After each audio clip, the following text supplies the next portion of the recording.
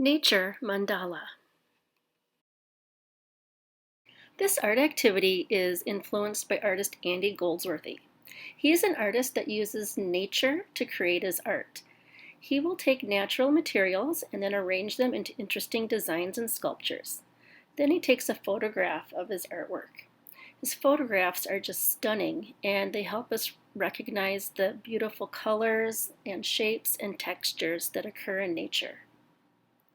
Andy Goldsworthy typically leaves his artwork in nature after he's done photographing it. What do you think happens to his art? There are three types of balance in art: symmetrical, asymmetrical, and radial. You will be using radial balance in this art project. When images are symmetrical, there is just one line of symmetry, and the lines and shapes are mirror images of each other. With radial symmetry, there are two or more lines of symmetry. The lines and shapes are mirror images of each other across each line of symmetry. I like to think of the directional lines on a compass and imagine the lines of symmetry as north, south, and east, west. And so here you can see I have a vertical line of symmetry and then a horizontal line of symmetry. To create the radial balance, the image on the top half was flipped down below the horizontal line of symmetry. So now the image is symmetrical from top to bottom and left to right. An image that appears to have radial balance will look like the design is radiating out from a center point. Please keep this in mind when you do your nature mandala.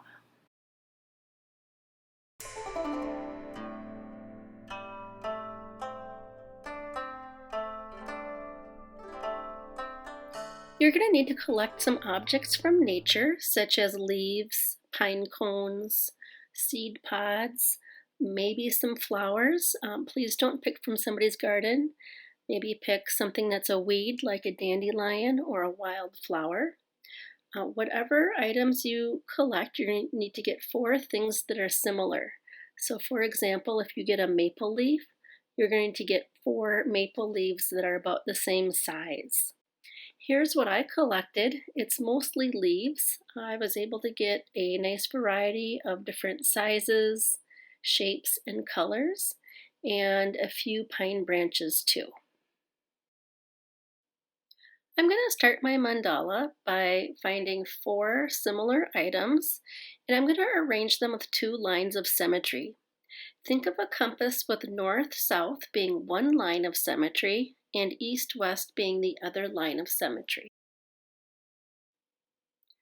Then I'm going to find 4 more items that are similar and arrange them between the first objects.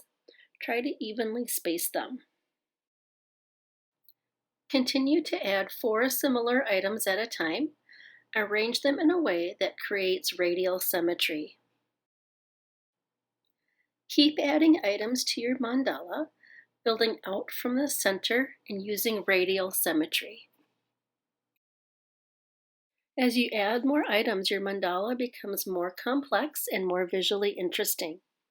Make sure you maintain radial balance as you arrange your items. When you're finished, please take a photo of your artwork to turn in.